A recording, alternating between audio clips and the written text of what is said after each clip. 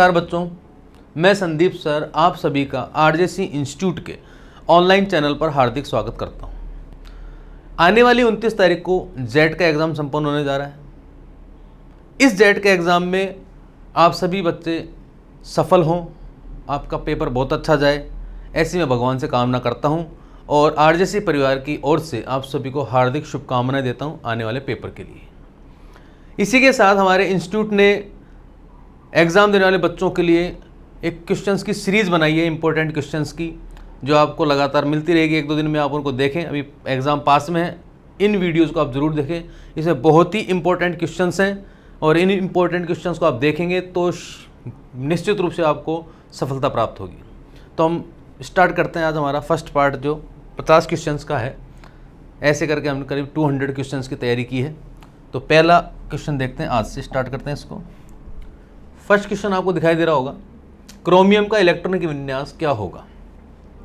Electronic विन्यास के लिए आप सभी को सबसे पहली बात जो है वो है परमाणु क्रमांक, एटॉमिक नंबर पता होना चाहिए। ये एटॉमिक नंबर क्या है क्रोमियम का, जो मैं लिख दिया 24। अगर एटॉमिक नंबर नहीं पता, परमाणु क्रमांक नहीं पता, तो इलेक्ट्रॉनिक विन्यास में प्रॉब्लम आ सकती है। और दूसरी बात, एक ऊर्जा स्तर का क्रम भी हमें पता होना चाहिए, किस कक्षक में सबसे पहले इलेक्ट्रॉन भरा जाता है। तो ये सबको याद होता है वैसे, 1s 2s के बाद आता है 2p, 2p के बाद आता है 3s, 3s के बाद आता है 3p, 3p के बाद आता है बेटा 4s, फिर आता है 3d। ऐसा एक ऊर्जा तल का क्रम होता है, वो एक साइन बनाकर अपन एरो लगा के भी सीखते हैं, काफ़ी सीखा होगा आपने। फिर तीसरी बात जो इंपॉर्टेंट है वो हमको नंबर ऑफ इलेक्ट्रॉन पता होने चाहिए, कितने इलेक्ट्रॉन भरेंगे किस कक्षक में। सबको पता है एस कक्षक में 2 इलेक्ट्रॉन भरते हैं, हमारे पास टोटल इलेक्ट्रॉन कितने 24 है, तो 2 इलेक्ट्रॉन इसमें। फिर एस कक्षा का गया 2 इसमें। पी में मैक्सिमम 6 इलेक्ट्रॉन बढ़ सकते हैं, एस में 2 बढ़ सकते हैं, पी में 6, एस में 2। अब इलेक्ट्रॉन काउंट कर लो, यहाँ तक हमने इलेक्ट्रॉन बढ़ दिए भैया कितने 20, 24 थे, हमने 20 यहाँ तक कंप्लीट कर दिए। 24 में से कितने इलेक्ट्रॉन बढ़ दिए 20, कितने बच गए मेरे पास 4 और बच गए, वो मैं यहाँ लिख दूंगा।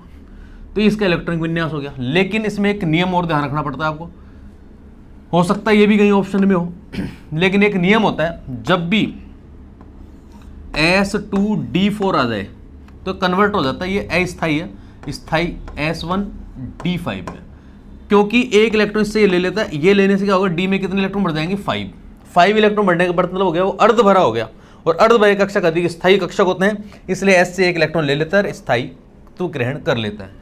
तो जब भी S2D4 हो, S2D4 किस में कन्वर्ट हो जाएगा S1D5 में, यानी यहाँ पर आपको S1 लिख दिया जाएगा 4S1 और 3D4 हो जाएगा 3D5।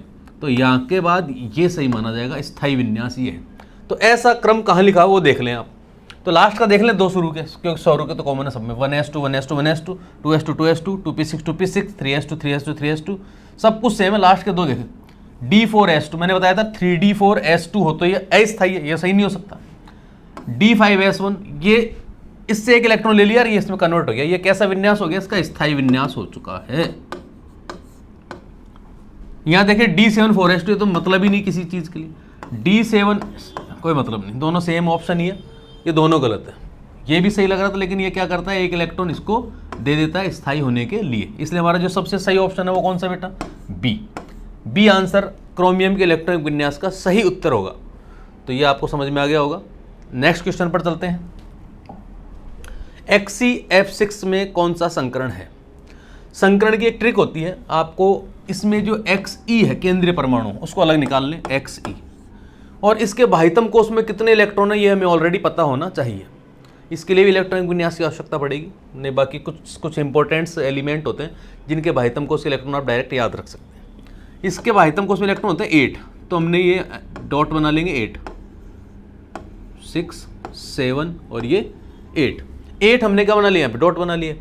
अब कितने F जुड़े हुए इससे 6, तो एक डॉट से एक F अटैच कर दो, जोड़ दो, दूसरा जोड़ दो, कहीं भी जोड़ सकते हैं, तीसरा, चौथा, पांचवा और ये छठा, और ये बच गया हमारे पास एक पेयर इलेक्ट्रॉन का, इसको बोलते हैं लोन पेयर।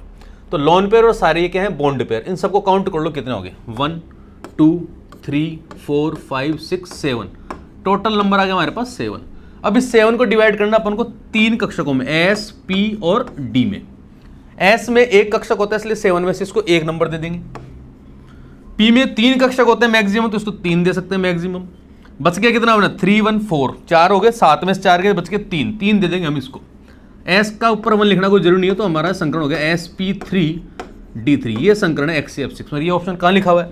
डी, ये इसका संकरण है, ये हमारा सही आंसर होगा इसका, और बाकी सारे गलत हैं। XCF6 में कौन सा संकरण होता है? sp3d3। नेक्स्ट क्वेश्चन पर चलते हैं। फ्रीडेल क्राफ्ट अभिक्रिया में उपयोगी अभिकर्मक कौन सा है? बेटा फ्रीडेल क्राफ्ट अभिक्रिया के लिए आपको ध्यान रखना पड़ेगा। फ्रीडेल क्राफ्ट अभिक्रिया में एक तो देखो यहाँ कुछ भी हो सकता है, कंपाउंड ए मान लो। फ्रीडेल क्राफ्ट अभिक्रिया एक तो होती है CH3Cl से, या होती है CH3COCl से। इसकी क्रिया इनसे किसी से भी करा सकते हैं। और उत्प्रेरक लिखते हैं यहाँ पर निर्जल AlCl3, फिर रिएक्शन हो जाती है। तो यानी 1 2 3, ये 3 चीजें हैं जो फ्रीडेल क्राफ्ट के लिए कंपलसरी होती हैं। तो हमारे पास ऑप्शन में CH3Cl कहीं नहीं लिखा हुआ, CH3COCl कहीं नहीं लिखा हुआ, यानी ये दोनों तो हमारे आंसर नहीं हो सकते। अब बच गया निर्जल AlCl3, ये भी काम में आता है, ये लिखा हुआ कहीं पे, लिखा हुआ साहब, ये रहा, यही आंसर हमारा सही है। कुछ बच्चे AlCl3 को सही मानते हैं, ये गलत आंसर है। AlCl3 तो है लेकिन कैसा है? निर्जल, ड्राई, तो निर्जल AlCl3 ज़्यादा सही आंसर है। हाँ, अगर AlCl3 होता, निर्जल कहीं नहीं लिखा होता, हर एक जगह AlCl3 होता, तो आप उसको सही कर सकते हैं। लेकिन AlCl3 के साथ निर्जल AlCl3 भी लिखा हुआ है, तो कौन सा ज़्यादा सही होगा? निर्जल AlCl3। वैसे निर्जल AlCl3 ही लिया जाता है। आगे चलें। पॉलीएमाइड बहुलक है ऐसा बहुलक जिसके अंदर एमाइड समूह है। एमाइड समूह होता है CONH2, ये एमिडो ग्रुप है। तो ऐसा किस बहुलक में आता है CONH2, उसकी स्ट्रक्चर के बीच में? तो यहाँ पे लिखा हुआ है पॉलीस्टाइरीन। तो पॉलीस्टाइरीन बता देता हूँ क्या होता है। CH2CH6H5, ये स्टाइरीन होती है, और इसका पॉली वर्ड लगा दो यहाँ ऐसे, ये पॉलीस्टाइरीन। आपको दिख रहा कहीं इसके अंदर CONH2? नहीं दिख रहा, तो ये तो आंसर हमारा क्या हो गया भैया? गलत। बेकेलाइट सब जानते हैं, बेकेलाइट क्या होती है? फिनोल से बनता है बेकेलाइट, ऐसी स्ट्रक्चर होती है, CH2 से कन्वर्ट होते रहते, अटैच होते रहते हैं सारे रिंग फिनोल के, नीचे भी CH2 से, इस टाइप से। तो इसमें भी कहीं हमको CONH2 नहीं दिखाई दे रहा। टेरिलीन क्या होती है? टेरिलीन होती है ये CH2CO, ये होती है बेटा टेरिलीन। इसमें कहीं CONH2 दिख रहा है आपको? कहीं नहीं दिख रहा, यानी हमारा आंसर ये भी नहीं हो सकता, हमारा आंसर ये भी नहीं हो सकता। बस क्या नाइलॉन 66 ही हो सकता है, ये हो। चेक कर लेते हैं नाइलॉन 66 क्या होता है। ये फॉर्मूला होता है इसका, NHCH2 NHCO CH2 का होल 4 CO, ये होता है बेटा नाइलॉन 66। इसमें कहीं दिख रहा है CONH, ये रहा CONH, दिख गया ना CONH। NH2 हट गया क्योंकि बॉन्ड आ गया ना, इसे एक एच कम कर दिया, पर CONH ग्रुप आ गया। तो यही नाइलॉन 66 हमारा सही आंसर है। और पॉलीएमाइड बहुलक कौन होता है? नाइलॉन 66, डायरेक्ट भी आप याद कर सकते हैं। पॉलीएमाइड बहुलक कौन है? नाइलॉन 66। और पॉलीएस्टर कौन सा है? टेरिलीन। अगर ये पॉलीएस्टर बहुलक कौन सा पूछ लेता तो क्या लिख देते हैं यहाँ पर आप? टेरिलीन लिख देते हैं। ठीक है, आगे चलते हैं। केलोमल का सूत्र होगा, ऐसे क्वेश्चन डायरेक्ट याद करने वाले सूत्र होते हैं। केलोमल Hg2Cl2 कहते हैं बेटा, इसको बोलते हैं केरोसिव सब्लीमेट। HgCl2 आ जाए तो इसका भी मैं नाम बता देता हूँ साथ में आपको, केरोसिव सब्लीमेट। ठीक है, ये केरोसिव सब्लीमेट है, ये केलोमल है, ये सिल्वर नाइट्रेट है या सल्फ्यूरिक एसिड है। अभी तो हमको केलोमल पूछ रहा था, केलोमल क्या होता है? HgCl2, ये हमारा सही आंसर है, Hg2Cl2। अम्लता का बढ़ता हुआ क्रम, 4 अम्ल दिए हुए हमको। एक तो दिया हुआ है HClO, एक दिया हुआ है HClO2, एक दिया हुआ है HClO3 और एक दिया हुआ है HClO4। अम्लीयता क्रम में ऑक्सी अम्ल, क्योंकि ऑक्सीजन आ रही है सबके अंदर, किसके? हैलोजन के ऑक्सी अम्ल है। तो हैलोजन के ऑक्सी अम्ल जब होते हैं तो इनकी अम्लता का पता लगाने के लिए इसमें केंद्रीय परमाणु की हम क्या निकाल लेते हैं? ऑक्सीकरण अवस्था। तो ऑक्सीकरण अवस्था इसकी Cl की निकालनी है आपको। तो Cl की ऑक्सीकरण अवस्था इसमें निकालोगे तो आएगी +1, इसमें आएगी +3, इसमें आएगी +5 और इसमें आएगी +7। ये इनकी ऑक्सीकरण अवस्थाएं हैं। जिसमें जितनी ज़्यादा ऑक्सीकरण अवस्था होती है वह उतना ही प्रबल अम्ल होता है। तो सबसे ज़्यादा किस में आ रही है? HClO4 में आ रही है। तो HCl4 सबसे अधिक प्रबल अम्ल है। तो कहां पर लिखा हुआ है, देखो पहले ऑप्शन में HClO4 को सबसे दुर्बल अम्ल बताया गया है, तो ये तुम्हारा आंसर हो गया रॉन्ग। HClO4 को सबसे अधिक बताया गया, HCl2 उससे कम, HClO2 को उससे कम, और ये सही लग रहा है हमको आंसर, HClO से बढ़ता हुआ क्रम हो गया ये। यहां पर फिर HClO को कम बता रखा है, ये भी गलत है। यहां पर HClO को सबसे प्रबल अम्ल बता रखा है, ये भी गलत है। तो बिल्कुल करेक्ट है, हमारा सही आंसर क्या हो गया बेटा, बी सही क्रम है, क्योंकि इसमें इसकी ऑक्सीजन अवस्था Cl की कितनी आएगी, +7, इसमें कितनी आ रही Cl की ऑक्सीजन अवस्था +5, इसमें Cl की ऑक्सीजन अवस्था कितनी आएगी +3, इसमें Cl की कितनी आएगी +1। तो जैसे जैसे ऑक्सीजन अवस्था बढ़ती है वैसे वैसे अम्लीयता का मान भी बढ़ जाता है। नेक्स्ट क्वेश्चन पे चलें। हाइड्रोजन परमाणु की प्रथम आयनन ऊर्जा 13.6 इलेक्ट्रोवोल्ट है, ठीक है। तो लिथियम का तृतीय आयनन विभव क्या होगा, ये क्वेश्चन हमारा। तो आयनन विभव याद करना है, तो यहाँ पर लिख देंगे, यहाँ पर एनर्जी का जो फॉर्मूला होता है 13 पॉइंट, वैसे तो माइनस होता है, इसलिए प्लस दे रखा है, इसलिए आपको प्लस मानना पड़ेगा, इंटू Z²/N², ठीक है। ये हो गया एनर्जी निकालने का फॉर्मूला, आयनन विभव, आयनन ऊर्जा का। अब इसमें क्या कर रहा है वो, लिथियम के लिए पूछ रहा है, लिथियम का कौन सा आयनन विभव पूछ रहा है, तीसरा आयनन विभव। यानी आयनन विभव क्या होता है, इलेक्ट्रॉन हटाने के लिए दी गई ऊर्जा। कौन सा इलेक्ट्रॉन हटा रहा है अपन, तीसरा। तो देखो भाई लिथियम में एक कक्षा होती है और दो कक्षा हो गई, इसमें इलेक्ट्रॉन कितने आ गए हमारे, 2, इसमें कितने इलेक्ट्रॉन आ गए, 1, क्योंकि लिथियम कितने नंबर पे आता है, 3 पे आता है। तो 2 इलेक्ट्रॉन पहली कक्षा में इसमें, तो हमने 1 इलेक्ट्रॉन तो ये हटा दिया, दूसरा यहाँ से हटा दिया, तीसरा भी कहाँ से हटाऊंगा, मैं इस कक्षा से हटाऊंगा, यहाँ से हटेगा तीसरा इलेक्ट्रॉन कहाँ से हटेगा, पहली कक्षा से। तीसरा इलेक्ट्रॉन कौन सी कक्षा से हटाएंगे हम, पहली कक्षा से, क्योंकि पहला इलेक्ट्रॉन यहाँ होता है, यहाँ 2 होते हैं, तो दूसरा भी हटा दिया, फिर तीसरा, कक्षा हमारी होगी फर्स्ट। अब देखो आगे सोल्व करें इसको, 13.6 लिख दें, क्योंकि Z यानी होता है परमाणु क्रमांक किसका, लिथियम का, कितना होता है 3, 3 का स्क्वायर हो गया 9, N यानी कक्षा, कौन सी कक्षा से हटा रहे इलेक्ट्रॉन, पहली कक्षा से, तो 1 का स्क्वायर हो गया यहाँ पर 1। बस सोल्व कर लो, मल्टीप्लाई कर लो इसको,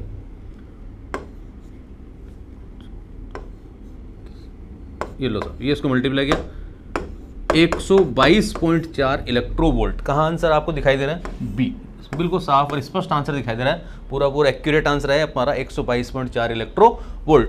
बस इसमें ये कक्षा का ध्यान रखना, कक्षा आयनन विभव पूछ रहा है तो किस कक्षा से इलेक्ट्रॉन हटेगा, आयनन विभव पूछ रहा है। तो आगे चलें, हिंसबर्ग अभिक्रमक से किस किस में अंतर कर सकते हैं, डायरेक्ट याद कर सकते हैं। पहली बात तो हिंसबर्ग अभिक्रमक का फॉर्मूला बता दूं आपको मैं, C6H5SO2Cl, ये होता है बेटा हिंसबर्ग अभिक्रमक।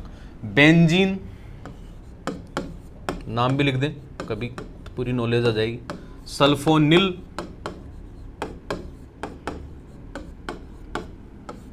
क्लोराइड, क्या नाम है इसका, बेंजीन सल्फोनिल क्लोराइड, ये होता है हिंसबर्ग अभिक्रमक। किस में अंतर करने का मतलब डायरेक्ट याद रख सकते हैं आप इस चीज को, हिंसबर्ग अभिक्रमक 1 डिग्री 2 डिग्री और 3 डिग्री एमीन होते हैं, 3 प्रकार के एमीन होते हैं।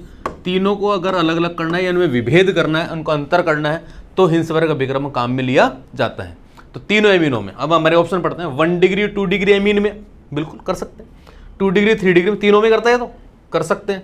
ए और बी दोनों में यही सही है, एक में भी अंतर कर सकता है और बी में भी अंतर, इनमें से कोई नहीं गलत बात है तो भाई ये कर सकता है, ए भी सही है बी भी सही है, लेकिन सी आंसर क्या है, ए और बी दोनों सही है क्या, तो ये आंसर, तो आपको सी पे टिक लगाना पड़ेगा। हमारा आंसर यहाँ पे सी क्या है, राइट है। ठीक है, आगे चलें। केनीज़ारो क्रिया निम्न में से कौन नहीं करता, ठीक है। तो केनीज़ारो क्रिया करता कौन है, ये तो पहले ये पता होना चाहिए।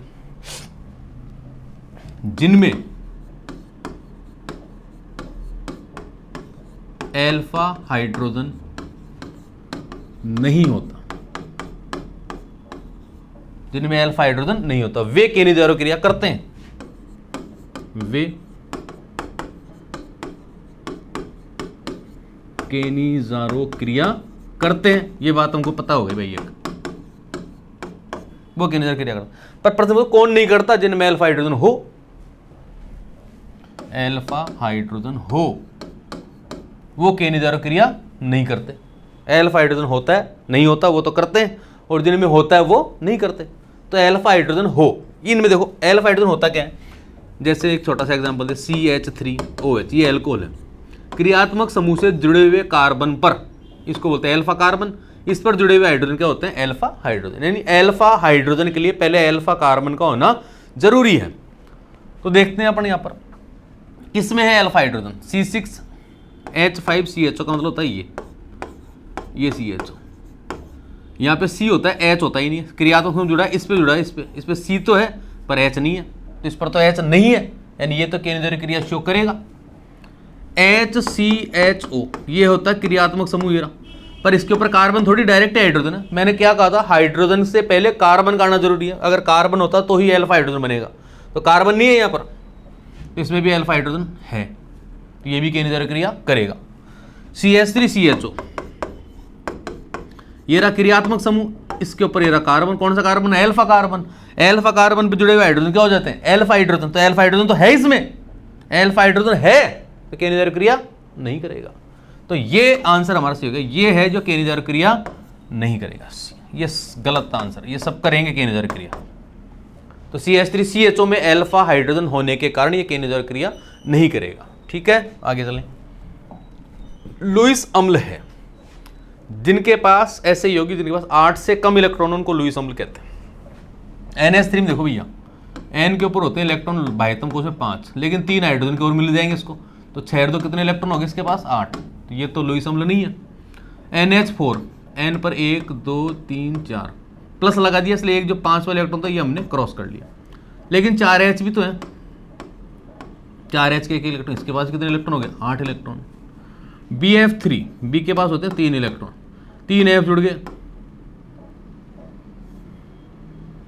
एक मिनट इधर देखो, B के पास होते हैं 3 इलेक्ट्रॉन, 3 F और जुड़ गए, कितने इलेक्ट्रॉन हो गए इसके पास, 6 इलेक्ट्रॉन, है कि 8 से कम इसके पास इलेक्ट्रॉन, यही आंसर सही है, तो यही लुईस अम्ल। अगला भी देख लो CCl4 में, C पर होते हैं 4 और 4 हो गए Cl, इसके पास भी हो गए 8 इलेक्ट्रॉन, लेकिन इसके पास 6 ही है, यानी ये हमारा लुईस अम्ल है BF3। BF3 क्या है, लुईस अम्ल, क्योंकि इसके पास 8 इलेक्ट्रॉन से कम इलेक्ट्रॉन होते हैं। आगे चलें। नाभिक के आकार की कोटि है, नाभिक का आकार कितना सबको पता है, 10⁻⁻15 मीटर होता है, ये याद रखना पड़ेगा आपको, नाभिक का। ठीक है, नाभिक परमाणु के आकार से और भी छोटा होता है, तो 10⁻15 मीटर। बॉक्साइट का सूत्र क्या होता है, देखो भैया बॉक्साइट क्या होता है, एल्यूमिनियम का अयस्क, तो एल्यूमिनियम कहाँ दिख रहा है आपको, यहाँ दिख रहा है, तो यही आंसर हमारा सही। हमको अयस्क का पता होना चाहिए, बॉक्साइट एक अयस्क है, किसका अयस्क, एल्यूमिनियम का अयस्क, तो Al2O3.2H2 ये फॉर्मूला होता है, ये सब जानते हैं क्या है, कैल्शियम सल्फेट, जिप्सम कह सकते हैं जिसको, ये क्या है, कॉपर सल्फेट, ये क्या है MgSO4 यानी एप्सम भी कह सकते हैं, ये जिप्सम है, एप्सम है, कॉपर सल्फेट। हमारा बॉक्साइट है ये।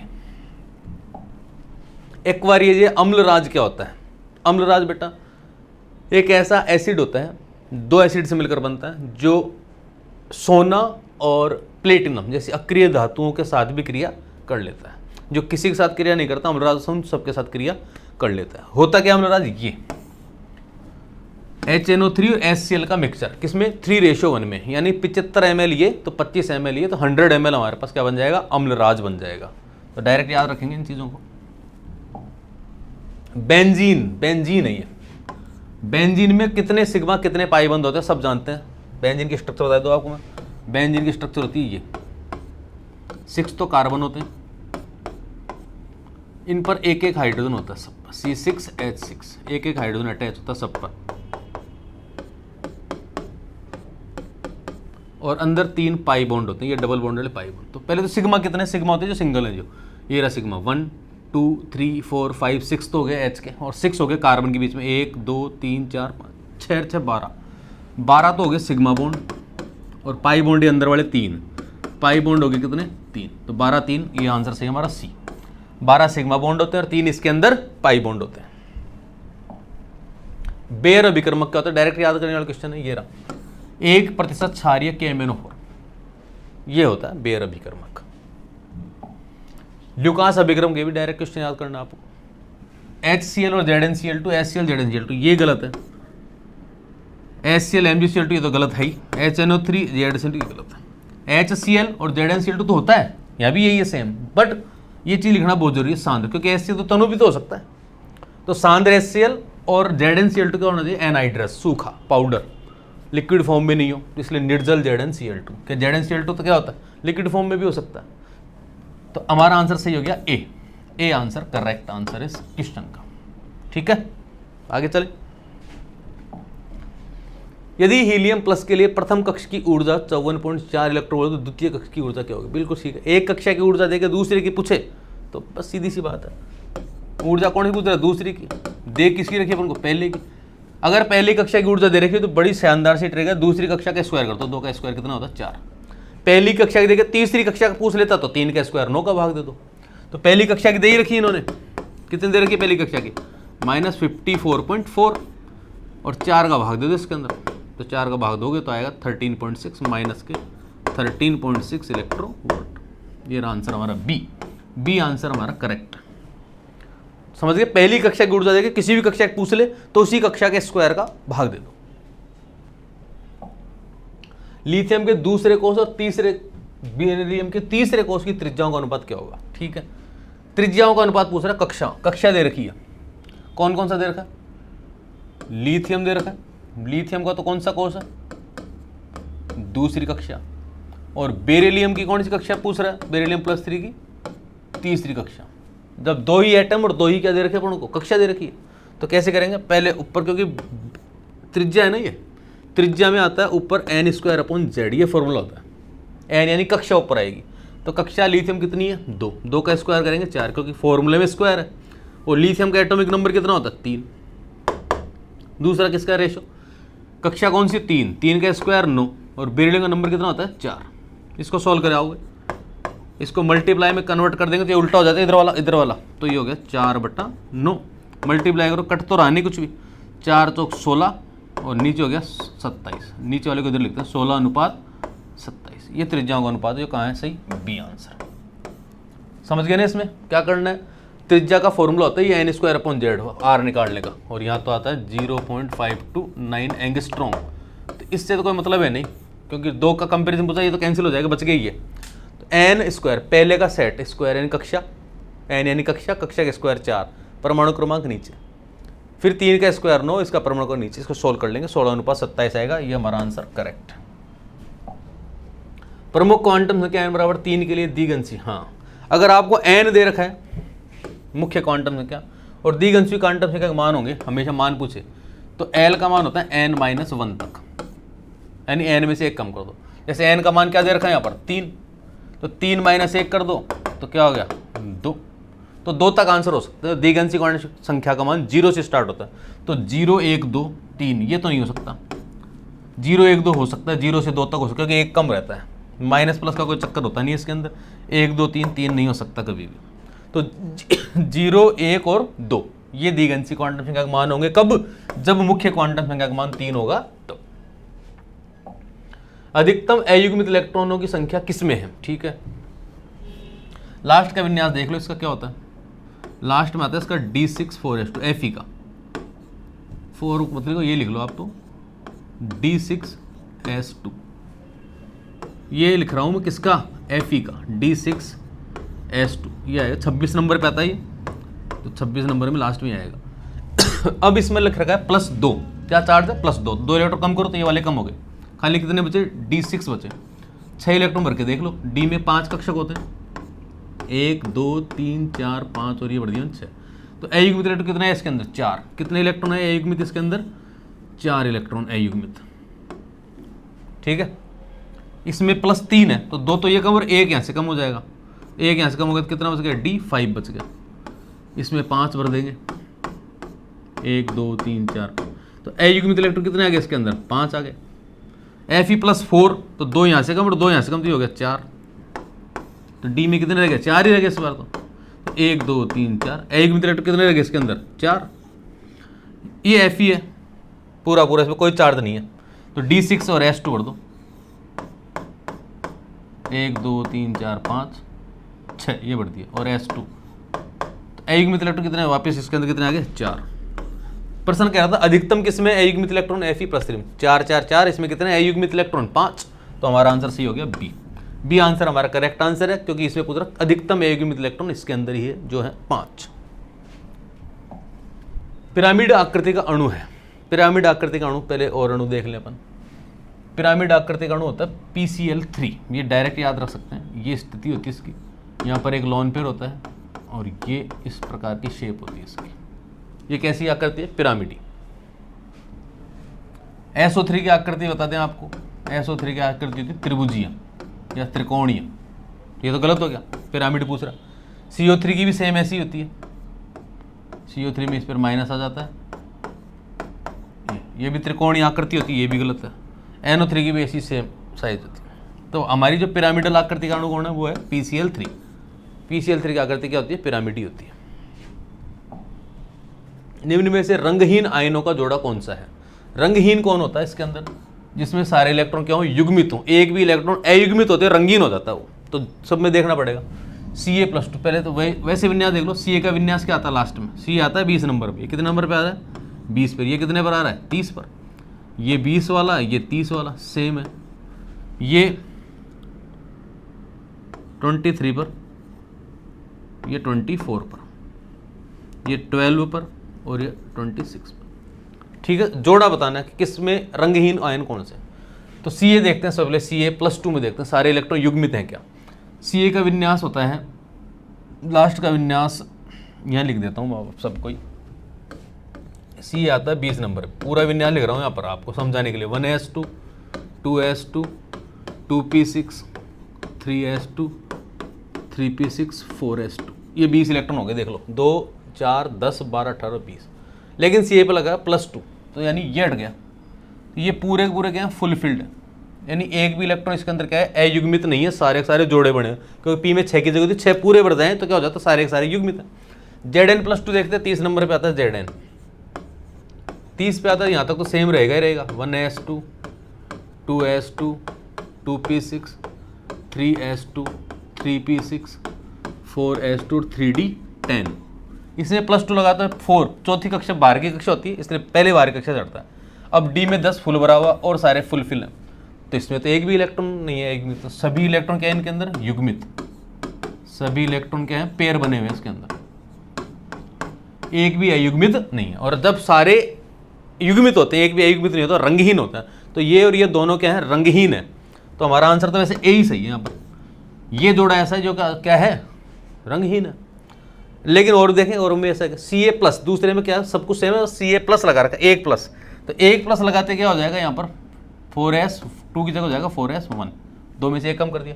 अब एक इलेक्ट्रॉन क्या हो गया, अयुग्मित, s में 1 भरोगे आप, ये लो अयुग्मित हो गया ना। एक भी अयुग्मित आ जाए तो क्या हो जाएगा, रंगीन हो जाता है, कलर्ड हो जाता है। तो ये रंगीन है ये तो इसमें कितने इलेक्ट्रॉन है, एक इलेक्ट्रॉन अयुग्मित।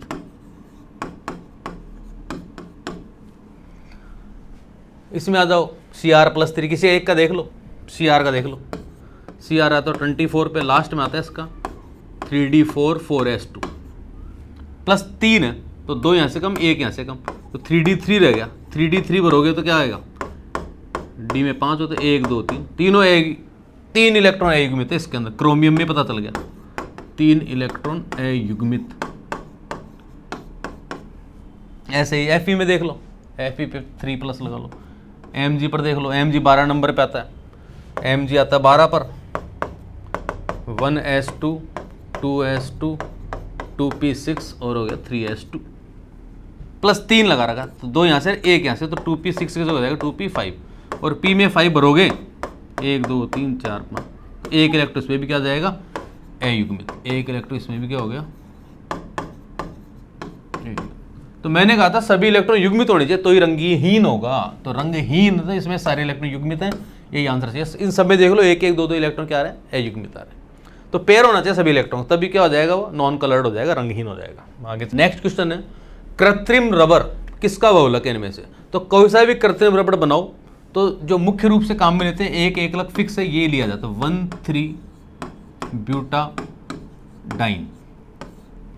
कोई सा भी बहुलक लो, ब्यूना-S में भी ये होता है, ब्यूना-N में भी ये होता है, ABS रबड़ में भी होता है। इससे जो नाम बोल रहा हूँ सारे क्या हैं, कृत्रिम रबड़ हैं। तो 1,3-ब्यूटाडाइन कहाँ लिखा हुआ है, 1,3, ये देखो 1,3 नहीं लिखा, लेकिन ब्यूटाडाइन लिखा हुआ है, ये डी आंसर सबसे सही आंसर। तो ब्यूटाडाइन का बहुलक क्या होते हैं, कृत्रिम रबड़ होते हैं। तो कृत्रिम रबड़ बनाए जा सकते हैं ब्यूटाडाइन से, और ये सब गलत आंसर। क्लोरोफॉर्म को सूर्य के प्रकाश में खुला छोड़ दे तो कौन सा उत्पाद बनेगा। ठीक है, तो डायरेक्ट याद कर सकते हैं, फॉस्जीन गैस बनती है। कैसे बनती है, क्या रिएक्शन है, देखो क्लोरोफॉर्म होती है ये CHCl3, 2 मॉलिक्यूल ले लो, किसमें, सूर्य का प्रकाश में और ऑक्सीजन की प्रेजेंस। ये ऑक्सीजन ले ली और ये ले लिया मैंने सूर्य का प्रकाश H नहीं। तो नीचे देख रहा हूँ क्या होगा, 2CO, ये दोनों O आ गए इसके साथ, Cl2, कितनी Cl हो गई है 4, कितने Cl हट गए यहाँ से 2 तो H हट गई, 2 Cl हट गई, 2 तो H 2H और Cl 6 थी जिसमें 4 रह गई, ये बाहर निकल जाती है HCl, ये बन गई, ये गैस होती है फॉस्जीन। ये फॉस्जीन का फॉर्मूला है। तो जब भी क्लोरोफॉर्म को सूर्य के प्रकाश में खुला छोड़ दें यानी वायु के संपर्क में आ जाए तो फॉस्जीन जहरीली एक गैस बनती है। तो आपका आंसर सही दिखाई दे रहा है आपको ए। फॉस्फीन नहीं बनती, एनिलीन नहीं बनती, एनिलीन नहीं बनती, दोनों ऑप्शन एक साथ आ गए। यहाँ कुछ और होगा। K2Cr2 क्रोमियम की ऑक्सीजन अवस्था क्या है? तो ऑक्सीजन अवस्था निकालने के लिए हमको किस में निकालनी है? क्रोमियम में। इसकी निकालनी है क्रोमियम की, K2Cr2O7 किसकी निकालनी है? क्रोमियम की निकालनी है। तो इन दोनों का हमको आवेश पता होना चाहिए पहले से ही। तो K पर सबको पता है +1 आवेश होता है, तो K2 है यहाँ पर, तो हो गया प्लस का 2, फिर प्लस का साइन लगाओ। क्रोमियम का फाइंड करना, ज्ञात करना, जिसका ज्ञात करना उसका x 2x, क्योंकि क्रोमियम कितने थे यहाँ पर? 2 थे, 3 होते तो 3x। O पर का चार्ज होता है -2, लेकिन O कितनी है यहाँ पर? 7 है, 1 पर होता है -2, तो 7 पर हो गया -14 और बराबर में 0, क्योंकि उदासीन होगी। ऐसे कर लें, x की वैल्यू निकाल ली। 2x बराबर -14 उधर गया तो हो गया प्लस का 14, प्लस का 2 उधर गया तो हो गया माइनस का 2, तो 2x बराबर हो गया 12, x बराबर हो गया 12/2। 2 ने 12 से मजे लिए कितनी बार? 6 बार। ये लो साहब, ये आंसर आ गया 6। सी आंसर हमारा सही आंसर। ठीक है। आवर्त सारणी में सबसे अधिक ऑक्सीकरण अवस्था दर्शाने वाला तत्व कौन सा है? मैग्नीज। ये +7 ऑक्सीकरण अवस्था दर्शाता है। वैसे इससे ज़्यादा भी एक है ऑस्मियम, वो 8 तक दर्शाता है, लेकिन वो कब? ऑस्मियम टेट्राऑक्साइड की फॉर्म में हो तब, गैसीय अवस्था में होता है वो ऑस्मियम टेट्राऑक्साइड, उस फॉर्म में हो तो 8 दर्शा सकता है। लेकिन इसमें वो ऑप्शन तो कहीं है नहीं, वो एक एक्सेप्शन टाइप में है। तो जो सबसे अधिक ऑक्सीकरण अवस्था दर्शाता है पूरी आवर्त सारणी वो है मैग्नीज, 7 तक ऑक्सीकरण अवस्था दर्शा सकता है। किसके ओजोनियम बटन से एसीटोन बनेगा? तो भैया ऐसे डायरेक्ट तो क्या याद करें, हम रिएक्शन करके देख सकते हैं। जैसे 2 ब्यूटीन है, बी लिया मैंने, ये हो गई 2 ब्यूटीन। ओजोनियम बटन में इसकी क्रिया कराते हैं ओजोन से प्लस O3 से, तो ओजोन से क्रिया कराते हैं तो डबल बॉन्ड हट जाता है ये, और इस प्रकार से O अटैच हो जाती है इसके अंदर। एक O ये ओजोन। अब वाटर डाल के इसका हाइड्रोलाइसिस करते हैं तो यहाँ से ये टूटता O, ये हट जाती है, तो क्या बच गया? CH3CHO। ये तो एसीटोन थोड़ी बनाई, तो CH3CHO ही रहा, CH3CHO रहा, तो एल्डिहाइड बन गया। तो ये तो गलत आंसर है। ब्यूटीन से तो क्या बनेगा? इससे तो एसिड एल्डिहाइड बनेगा। ब्यूटीन का ओजोन अपघटन कराने पर क्या बनता है? Acid aldehyde. ये भी लिख दो साथ के साथ, इसलिए आंसर हमारा, हमको तो कीटोन बनाना है। 1 ब्यूटीन ले लो,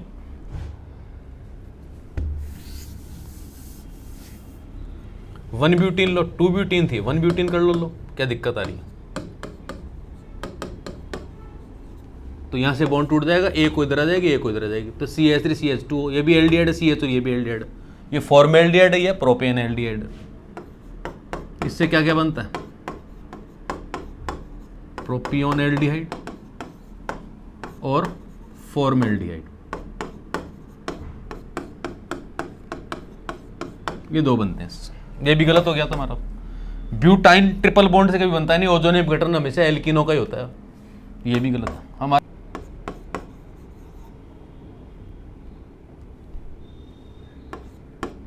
ये आइसोब्यूटीन होती है, इसका ओजोनियम अपघटन कराओ, मैंने बताया था यहाँ से टूट जाता है, एक को इसको मिल जाता है, एक को इसको मिल जाता है, तो CH3CO ये बन गई कि कीटोन, इसी को बोलते हैं एसीटोन। एसीटोन के साथ इसमें फॉर्मेल्डिहाइड भी बनता है। हमको तो एसीटोन बनाना था। एसीटोन किससे बनेगा? आइसोब्यूटीन का ओजोनियम अपघटन से। क्या क्या बनता है इससे? एसीटोन तो बनता ही बनता है, साथ साथ इसके साथ एक फॉर्मेल्डिहाइड और बनता है, लेकिन ऐसा कुछ नहीं है, हमको तो एल्डिहाइड के लिए बताना था, जो बता दिया। तो आइसोब्यूटीन का ओजोनियम अपघटन से क्या बनता है? एसीटोन बनता है। आगे चलें, अच्छा क्वेश्चन था। AlCl3 का जलीय विलयन कैसा होगा? बहुत अच्छा क्वेश्चन है। AlCl3 को जल में डाल दो साहब, AlCl3 ये पानी में डाल दिया, तो यहाँ से Cl और यहाँ से ये H बाहर निकल जाएंगे, तो 3HCl और इधर बन गया AlOH का होल थ्राइस। तो ये सॉल्यूशन बन गया। इसमें क्या आ गया? ये एसिड आ गया, क्या अम्ल आ गया, प्रबल अम्ल आ गया। क्षार भी बन रहा, लेकिन क्या दुर्बल है, प्रबल है अम्ल, वो अपना इफेक्ट दिखाएगा। तो अम्लीय विलयन बनेगा। आंसर हो गया ये। AlCl3 का जलीय विलयन कैसा होता है? अम्लीय, क्योंकि जल में डालते किस में बदल जाता है? वो अम्ल में बदल जाता है, प्रबल अम्ल में। अम्लीयता का बढ़ता क्रम होगा। अम्लीयता किन किन की बतानी है? 4 है हमारे पास। एक तो है HF, एक है HCl, एक है HBr और एक है HI। आप सोच रहे हो सर दूर दूर क्यों लिखते जा रहे हो? क्योंकि बॉन्ड की लंबाई ज़्यादा होती जा रही है इससे, ये बॉन्ड लंबे होते जा रहे हैं। क्यों जा रहे हैं? क्योंकि साइज बढ़ता जा रहा है। F का साइज छोटा है, Cl का और बड़ा है, Br का और बड़ा है और I का सबसे बड़ा है। जितना साइज बड़ा होता है उतनी दूरी बढ़ जाती है।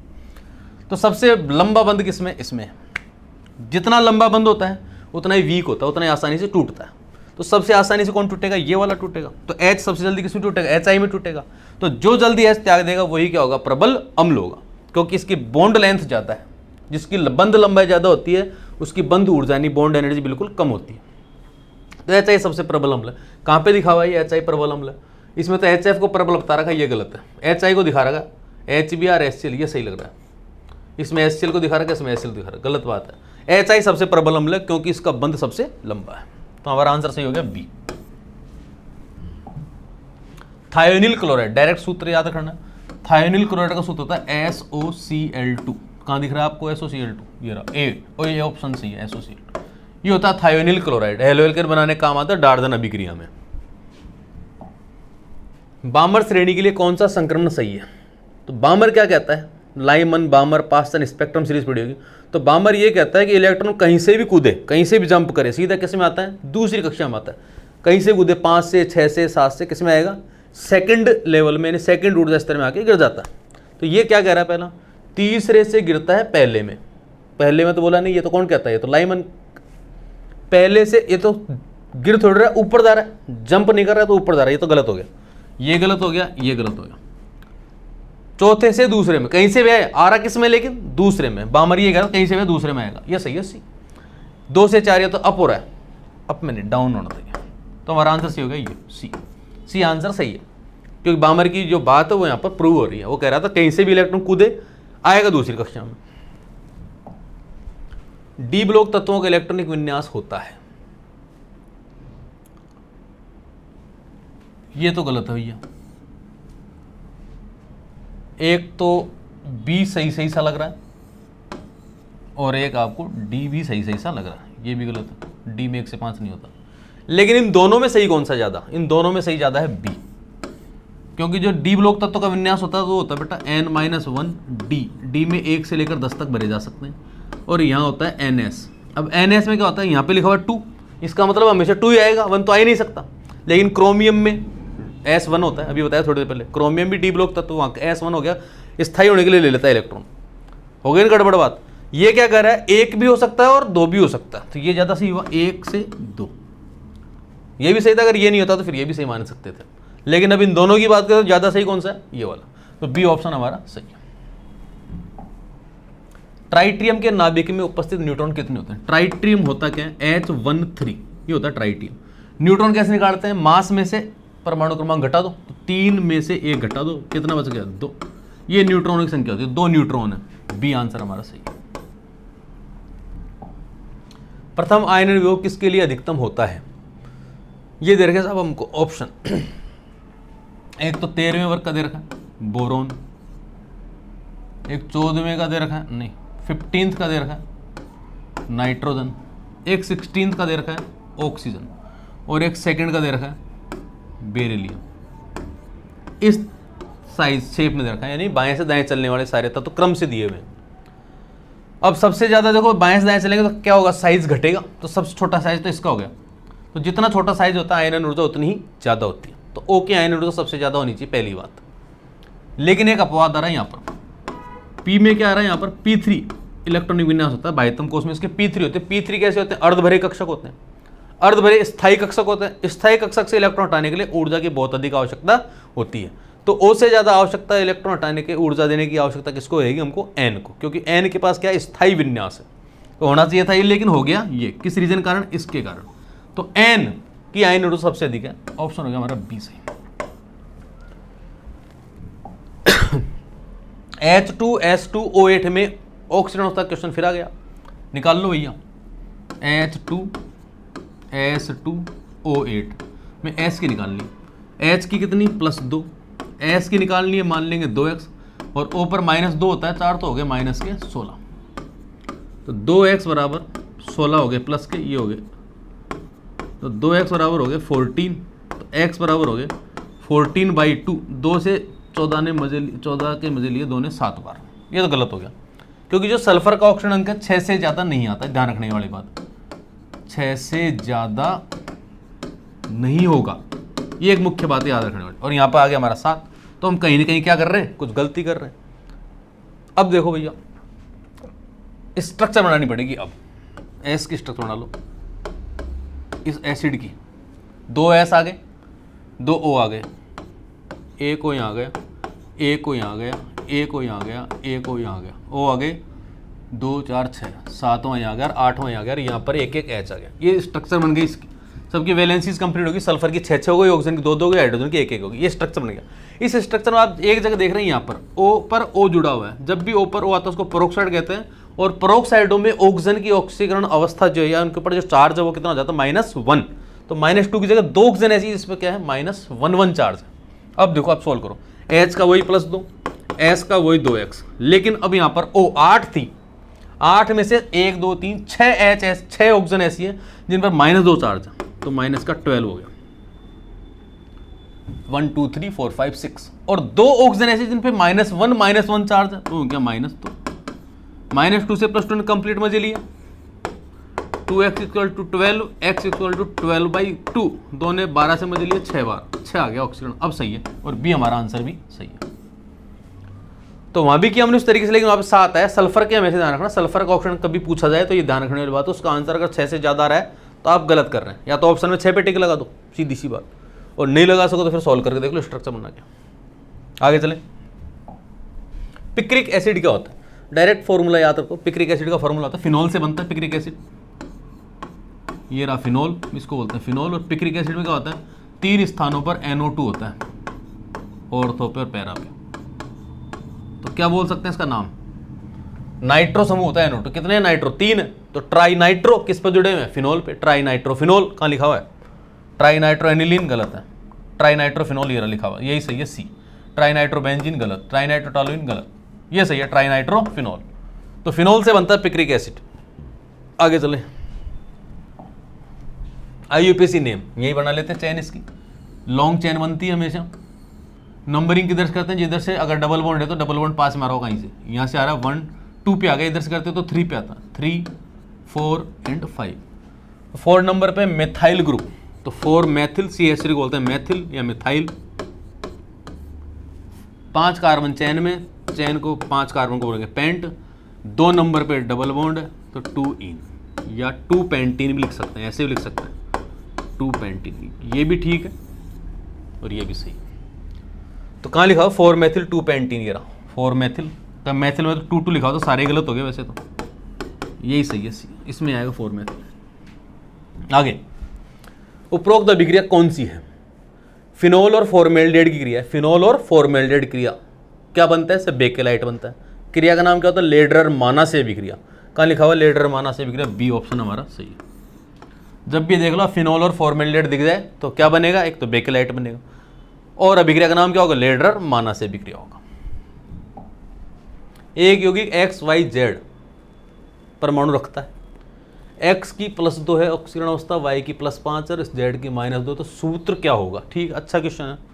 तो यहाँ पर आप क्या है, X की कितनी दे रखी है भैया, X का मान तो है +2, Y का मान है +5 और Z का मान है -2। तो किस सूत्र में इनको रखने पर 0 आ जाना चाहिए, क्योंकि शब्द उदासीन यौगिक है। तो इसमें रखा पहले मैंने X, पहले में रखा A में, X की जगह रख दिया मैंने +2, Y की जगह रख दिया +5 और Z 2 है, Z कितना है 2, तो Z की माइनस का 2 मान है तो 2 का कितना हो गया -4। इससे 0 आ जाएगा क्या, 5 और 2 7 -4, इसमें तो +3 आएगा। तो ये सूत्र तो हमारा गलत, ये नहीं हो सकता, क्योंकि 7 प्लस क्या 4 माइनस क्या। दूसरे में जमाओ Y2, Y का मान कितना है 5, 2 हो गया तो हो गया 10, X भी 2 हो गया, बाहर होल ट्वाइस है ना, X का मान 2 है तो दुगना हो गया इसका 4। Z कितने 3 दूनी 6, 3 दूनी 6 हो गए, Z का मान -2, और 6 जेड यहाँ पर, तो 1 का -2 6 का हो गया -12, 0 आ रहा है क्या बराबर में, 14 12 प्लस का 2 आ रहा है भैया, ये भी गलत हो गया नहीं। तीसरा देखते हैं x3, तो 3 यानी x का मान प्लस तो 6 हो गया, y2 10 हो गए, और z 4 दूनी 8, 8 है z, 1 z का मान -2, 8 का हो गया -16, प्लस के 16 -0, बिल्कुल यहाँ आ गया 0, तो यही आंसर हमारा सही, ये करेक्ट। नीचे वाला भी चेक कर लेते हैं एक बार, x3 तो प्लस के 6 हो गए, z हो गए, y हो गए 8, 8 पंजे 40, ओहो ये तो दूर दूर गया मामला, आउट हो गया, -4, ओहो हो 46 में से 42 आ रहा है यहाँ तो ना, गलत। तो सी आंसर हमारा सबसे सही आंसर था। इसमें सारे मान जमाने पर क्या आ रहा है, 0 आ रहा है, क्योंकि ऑक्सीजन अंकों का योग उदासीन यौगिक को कितना होता है, 0 होता है। यार यहाँ पे इसको चार्ज होता -2, तो ये हो जाता, ठीक है। आगे चलो, कायांतरित चट्टान का उदाहरण है। कायांतरित चट्टान होती है जो अपना रूप बदलकर कोई बनती है, किसी चट्टान से दूसरी चट्टान बनती हो, तो कायांतरित चट्टान में आती है संगमरमर। ध्यान रखें, याद रखने वाली बात है। कायांतरित को रूपांतरित भी कह सकते हैं, तो कायांतरित चट्टान कौन सी है यहाँ पर, संगमरमर। किस माह में दूध में वसा की मात्रा सर्वाधिक होती है। दूध में वसा की मात्रा यानी जो दूध में घी निकलता है, फैट निकलती है, वो किस महीने में ज़्यादा होती है। तो हमेशा ध्यान रखें, दूध में जो वसा की मात्रा ज़्यादा होती है, फैट की मात्रा ज़्यादा सर्दियों के समय होती है। तो इनमें कौन सा महीना सर्दी का है, नवंबर। तो यही आंसर हमारा सही है, बिल्कुल। तो नवंबर में दूध में वसा की मात्रा अधिक होती है, सर्दियों में वसा की मात्रा अधिक होती है। दूध में जामन लगाने से पहले पूर्व दूध ठंडा करते हैं। दूध लगभग इतना ठंडा होना चाहिए, 21 डिग्री सेंटीग्रेड, इतना टेम्परेचर होना चाहिए, एग्जैक्ट टेम्परेचर ये। जितना इतने टेम्परेचर पर दूध आ जाए तो उसमें जामन हम डाल सकते हैं। यहाँ पर कहीं ऐसा रेंज लिखा हुआ है, यहाँ पर 20 से 27, तो 21 इनके बीच में आता है, तो ये सही हो गया। क्योंकि अपने पास कोई टेम्परेचर नापने का तो होता नहीं है घरों में, तो डाल के देख लो 21 होकर डाल दें, तो 20 से 27 अंगुली डाल के थोड़ा सा देख लेते हैं, हाँ भाई गुनगुना है भी है टेम्परेचर, तो इस रेंज में इसका आ गया। वैसे एग्जैक्ट पूछे तो 21 डिग्री सेंटीग्रेड तक का दूध क्या होना चाहिए, इतना गर्म रहना चाहिए, तब जाके इसमें जामन लगा सकते हैं। निम्न में से कौन सा पॉलीसैकेराइड नहीं है। माल्टोस। माल्टोस क्या है, डाइसैकेराइड। माल्टोस क्या है, डाइसैकेराइड। कि इसका जल अपघटन करते हैं तो 2 अणु बनते हैं, तो इसलिए डाइसैकेराइड बोलते हैं। क्या क्या क्या क्या बनते हैं, इससे पता होगा आपको, नहीं पता। एक डाइसैकेराइड, एक तो होता है सुक्रोज। सुक्रोज का जल अपघटन करते हैं तो बनता है ग्लूकोज और फ्रक्टोज। एक होता है माल्टोस। माल्टोस जल अपघटन करते हैं तो दोनों ही अणु किसके बनते हैं, ग्लूकोज के बनते हैं। 2 ग्लूकोज के अणु बनते हैं। माल्टोस का जल अपघटन कर देंगे H2O, तो क्या बनेगा, ग्लूकोज प्लस ग्लूकोज, 2 बनते हैं ग्लूकोज, इसलिए इसको डाइसैकेराइड कहते हैं। और बाकी सभी पॉलीसैकेराइड। स्टार्च का जल अपघटन करेंगे, खूब सारे अणु निकलेंगे अल्फा ग्लूकोज के, सेलुलोज से बीटा ग्लूकोज के निकलेंगे। ग्लाइकोजन भी होता है, प्राणी स्टार्च होता है, ये भी एक तरह से स्टार्च ही है। तो ये तीनों तो पॉलीसैकेराइड हैं और ये पॉलीसैकेराइड नहीं है। और हमारा क्वेश्चन ये था पॉलीसैकेराइड कौन सा नहीं है, तो माल्टोस पॉलीसैकेराइड नहीं है, क्योंकि माल्टोस एक डाइसैकेराइड है। धान में खेरा रोग किस पोषक तत्व की कमी से होता है, जिंक की कमी से। ध्यान रखें, डायरेक्ट क्वेश्चन याद रखने वाले क्वेश्चन है। कोलाइड रसायन का जनक माना जाता है, तो कोलाइड रसायन का जनक माना जाता है थॉमस ग्राहम को। थॉमस ग्राहम ने सबसे पहले कोलाइडों की खोज की थी। कोलाइड क्या होते हैं, जो फिल्टर पत्र से या चर्म पत्र से आसानी से विस्तृत नहीं हो पाती, जो छनते नहीं है, जो गाढ़े पदार्थ हो, जैसे फेविकोल होता है, ऐसे पदार्थ कोलाइड कहलाते हैं। थॉमस ग्राहम ने इनको खोजा था सबसे पहले। नेक्स्ट क्वेश्चन है 46, किसमें Kc की तुलना में Kp कम है, यानी ये रिलेशन Kp कम है और Kc ज्यादा है। ऐसा कब होता है, जब अभिकारक और इधर होते हैं उत्पाद, उत्पाद के मोल ज्यादा हो, उत्पाद के मोल क्या हो, ज्यादा, और अभिकारक के मोल क्या हो, कम, यानी कम से ज्यादा हो रहा हो इधर की तरफ, तब ये रिलेशन बन जाता है। तो कहाँ देखो ऐसा, इधर देखो, इधर उत्पाद 1 और 1 2 तो अभिकारक है और 2 ही उत्पाद है, बराबर है, तो कम से ज्यादा होना चाहिए, ये गलत आंसर।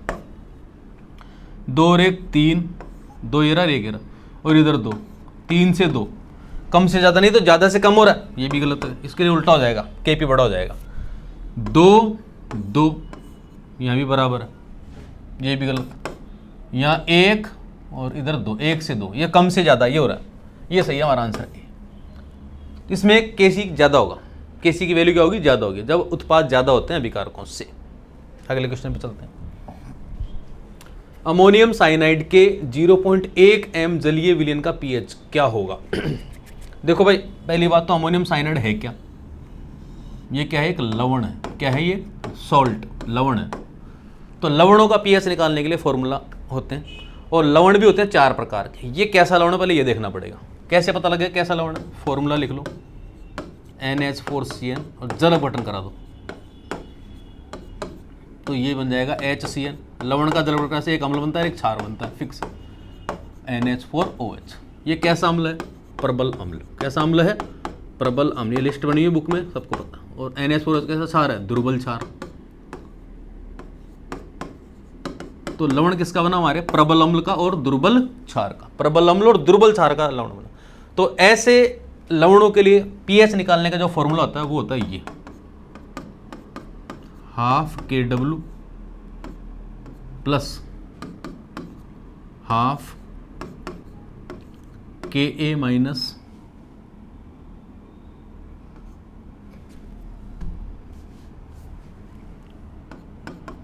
½ pKa minus pKb। ये होता है फॉर्मूला, ठीक है। तो लिख करो, सॉल्व करते हैं। देखो, ½ KW का मान होता है 14, जल का आयनिक गुणनफल 14 फिक्स है, प्लस ½ pKa का मान कितना है? 9.04, और pKb का मान कितना है? 4.73। ठीक है बेटा, मान लीजिए pH क्या निकल जाएगा? देखो यहाँ पर, यहाँ तो हो गया 7, यहाँ पर हो गया 4 में से 3 गया 1, 10 में 7 गए 3, यहाँ 8 में 4.31, 4.31 का हाफ कर दो क्योंकि 1/2 से हो गए, तो 2.15 के आसपास मान लो, प्लस के 2.15, तो 7 में 2.15 जुड़ता गया 9.15। कहाँ लिखा हुआ 9.15? अपना बिल्कुल करेक्ट आ गया। 15 मान लो, 16 मान लो, कितना भी आएगा। ये आंसर सही है भैया, ए 9.15 होगी pH अमोनियम साइनाइड के जलीय विलयन की। समझ में आ गई बात? इसमें सबसे पहले लवण का pH निकालना है। लवण के pH के लिए फॉर्मूले आपको याद होने चाहिए, चारों लवणों के, बुक में बिल्कुल लिखा हुआ, आप देखेंगे। कौन सा उभयधर्मी ऑक्साइड है? उभयधर्मी ऑक्साइड Al2O3 होता है, डायरेक्ट याद रखें, क्योंकि इसको जल में डालने पर अम्ल और क्षार दोनों का निर्माण होता है, या ये कह सकते हैं कि ये अम्ल और क्षार दोनों से अभिक्रिया करता है। किसके द्वारा विकर्ण संबंध नहीं दर्शाया जाता? लिथियम इधर होता है, मैग्नीशियम इधर होता है इनमें विकर्ण संबंध। बेरिलियम यहाँ होता है, एल्यूमिनियम यहाँ होता है, इसमें भी होता है विकर्ण संबंध। बोरोन यहाँ होता है और सिलिकॉन यहाँ होता है, इनमें भी होता है विकर्ण संबंध। नाइट्रोजन के जस्ट नीचे आता है P, तो ये थोड़ी विकर्ण बनेगा, ये तो नीचे आ गया डायरेक्ट, तो इनमें विकर्ण संबंध, सॉरी मतलब ये आंसर हमारा सही है, ये सब गलत आंसर। इनमें सब में विकर्ण संबंध है, इसमें विकर्ण संबंध नहीं है, तो N और P में विकर्ण संबंध नहीं होता, यही हमारा आंसर करेक्ट आंसर होगा। NOSCl की इलेक्ट्रॉन बंधुता का क्रम है। एक बात ध्यान में रख लो, इलेक्ट्रॉन बंधुता पूरी पीरियोडिक टेबल में सबसे ज़्यादा होती है क्लोरीन की। सबसे पहले ध्यान रखना, इलेक्ट्रॉन बंधुता का मान क्लोरीन का सबसे ज़्यादा होता है पूरी आवर्त सारणी में। तो यहाँ पर Cl दिया हुआ है ही, तो डेफिनेटली सीधी सी बात है कि Cl की इलेक्ट्रॉन बंधुता सबसे ज़्यादा होगी। तो कौन से ऑप्शन में Cl की इलेक्ट्रॉन बंधुता सबसे ज़्यादा दी हुई हो देख लो। ज़्यादा Cl की इसमें दे रखी है, इसमें नहीं है, इसमें नहीं है, इसमें नहीं है, तो यही आंसर हमारा क्या हो गया करेक्ट। और ज़्यादा दिमाग लगाने की जरूरत इसके अंदर नहीं है। Cl नहीं होता तो फिर अपन पीरियोडिक टेबल में ऊपर से नीचे या बाएं से दाएं वाले सीक्वेंस को देखकर इलेक्ट्रॉन बंधुता का पता लगा लेते। तो ये कंप्लीट हुआ बने। तो ये हमारे आज 50 प्रश्नों की जो एक प्रश्नमाला थी वो पूरी हमने कंप्लीट आपके सामने सॉल्व करवाई है, और ये बहुत ही महत्वपूर्ण क्वेश्चन है, तो इसलिए आप सभी ध्यानपूर्वक इन्हें देखें। सॉल्व सारे आपके सामने कर दिए गए हैं। 51 से लेकर आगे के जो क्वेश्चन जो भी होंगे वो नेक्स्ट वीडियो में आपको मिलते रहेंगे, तो आप इन्हें खूब ध्यान से देखें, खूब मन लगाकर पढ़ें। और मैं वापस पुनः RJC परिवार की ओर से आपको हार्दिक शुभकामनाएं देता हूं आने वाले जेट के एग्ज़ाम के लिए। आप सभी सफल हों। धन्यवाद।